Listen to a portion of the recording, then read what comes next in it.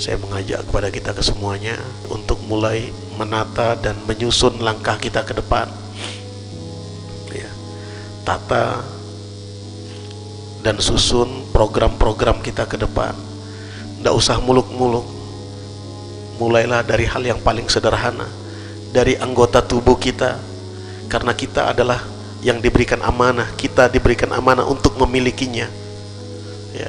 Anggota tubuh kita, panca indera kita, mata kita, telinga kita, lisan kita, kaki kita, kemaluan kita, hati kita. Ini semuanya Allah telah berikan kepada kita sebagai anugerah dan juga sekaligus sebagai amanah. Apa yang sudah kita lakukan dengan mata kita sepanjang tahun ini? Berapa perbuatan maksiat yang sudah dilakukan dengan mata? Berapa perbuatan dosa yang sudah diucapkan oleh lidah?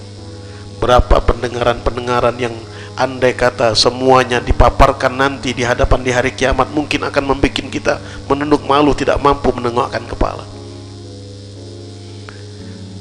Karena itu, mari kita akhiri tahun kita ini dengan kebaikan. Bertobat, minta ampun kepada Allah dari mata yang sering melihat kepada hal-hal yang dimurkai oleh Allah, dari pendengaran yang sering mendengarkan sesuatu yang tidak diridhoi oleh Allah, dari bertutur kata, berucap kata-kata kotor, kata-kata kasar, kata-kata penuh caci maki yang akhirnya akan mengundang kemurkaan dari Allah Subhanahu wa taala. Karena semuanya pasti akan dimintai pertanggunganjawab oleh Allah Subhanahu wa taala. Sambut tahun 1444 Hijriah dengan hati yang bersih, dengan pikiran yang jernih, dengan anggota tubuh yang siap untuk taat kepada Allah Subhanahu wa taala.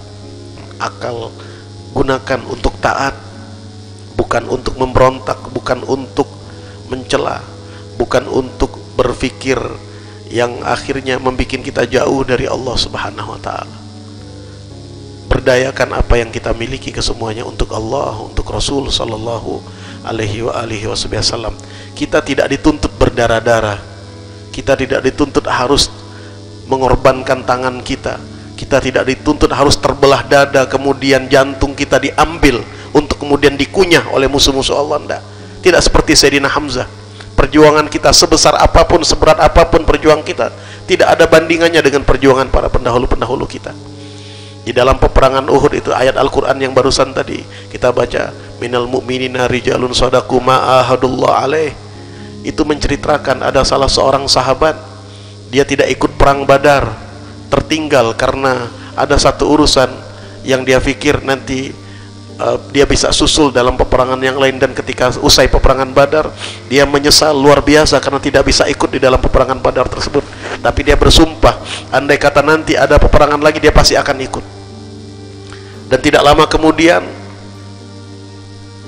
orang-orang kafir Quraisy yang merasa kurang puas dengan hasil perang Badar, mereka kemudian datang dengan pasukan yang lebih besar untuk menyerang orang-orang di kota Madinah, sehingga akhirnya terjadilah peperangan Uhud. Dan kita tahu di dalam peperangan Uhud bagaimana luar biasa perjuangan yang dihadapi oleh Rasulullah, karena Rasulullah sampai terluka, ya, dahi beliau, pelipis beliau terluka, gigi beliau berdarah. Banyak para sahabat yang menjadi tameng hidup demi menyelamatkan Rasulullah sallallahu alaihi wasallam. Sayyidina Hamzah bin Abdul Muttalib ditombak oleh suruhan musuh Islam yang menginginkan jantungnya, dan kemudian dibelah dadanya, diambil jantungnya, kemudian dikunyah dan dimakan. Sahabat ini tadi ketika dia berjumpa dengan Sayyidina Sa'ad bin Mu'adz dan melihat huru-hara perang yang sedemikian luar biasa, tapi dia tidak mundur seraya mengatakan, inni la ajidu rihal jannah duna Uhud. Dia berkata kepada sahabatnya, aku mencium aroma surga dari bukit Uhud, dari daerah Uhud ini. Maka segera dia melesat menghadapi para musuh, dan ketika peperangan usai, didapati beliau bersama orang-orang yang mati syahid. Di tubuh beliau tidak kurang ada 80 tusukan dari tombak dan anak panah yang menghujam di tubuh beliau. Faminhum man qadha nahbahu wa minhum man yantadhir. Ini orang-orang yang luar biasa berjuang di jalan Allah Subhanahu wa taala. Kita tidak dituntut seperti mereka. Kita hanya dituntut untuk jaga mata. Kita dituntut untuk jaga lisan. Kita hanya dituntut untuk selamatkan diri kita, jangan sampai terjerumus di dalam neraka hanya karena tidak mampu menguasai diri kita.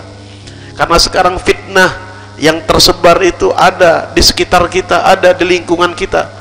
Maka benteng terakhir adalah bagaimana kita membentengi diri kita. Jaga mata kita, jaga telinga kita, jaga lisan kita, jaga kemaluan kita, jaga hati kita. Jangan sampai mengikuti bujuk rayu hawa nafsu dan syaitan yang akhirnya akan mempermalukan kita ketika kita nanti berada di hadapan Allah, berbaris di barisan umat Nabi besar Muhammad sallallahu alaihi wasallam. Tapi Rasulullah sallallahu alaihi wasallam sedih melihat kondisi kita, dan ketahuilah seperti yang dikatakan oleh beliau salawatullah wassalamu alaihi, inna amal ummati tu'radu alayya fi kulli itsnainin wa khamis. Sesungguhnya amal umatku, kata Rasulullah, dilaporkan kepadaku setiap Senin dan Kamis. Dilaporkan seluruh amal umat Nabi besar Muhammad sallallahu alaihi wasallam. Kalau aku lihat ada di antara mereka yang melakukan perbuatan kebaikan, aku senang dan bergembira, kata Rasulullah. Tapi kalau aku lihat ada di antara mereka yang berbuat maksiat, berbuat dosa, maka aku menangis dan aku minta ampun untuk mereka. Salawatullah wassalamu alaihi. Jangan sampai kita yang hadir semua di sini menjadi sebab menetes air matanya Rasulullah karena perbuatan dosa dan maksiat. Kita jaga hati Rasulullah sallallahu alaihi wasallam. Senangkan hati beliau. Kalau kita belum bisa menyenangkan hati beliau, setidak-tidaknya jangan lukai perasaan beliau. Jangan bikin air mata beliau menetes karena perbuatan dosa dan maksiat kita, karena durhaka kita kepada kedua orang tua. Jaga diri kita kesemuanya. Ini bekal yang harus kita persiapkan untuk menghadap tahun baru 1444 Hijriah, yang mudah-mudahan tahun baru ini menjadi tahun baru yang insya Allah penuh dengan keberkahan, dan kita kesemuanya dipanjangkan umur dalam keadaan sehat, dalam keadaan taat dan ibadah, sehingga insya Allah kita mohon kepada Allah dengan barokah para guru-guru kita, dengan barokah Rasulullah SAW, yang mana pada malam hari ini Allah kumpulkan kita di majelis ini dengan membaca zikir, dengan membaca tahlil, dengan membaca Al-Quran. Kita mohon kepada Allah, mudah-mudahan Allah kumpulkan kita bersama para guru-guru kita nanti yang telah mendahului kita nanti di hari kiamat di surganya Allah Subhanahu wa taala. Dan kita mohon agar kita termasuk dalam catatan orang-orang yang berhak untuk mendapatkan syafaat-syafaat daripada guru-guru kita dan dari Rasulullah sallallahu alaihi wasallam. Amin ya rabbal alamin.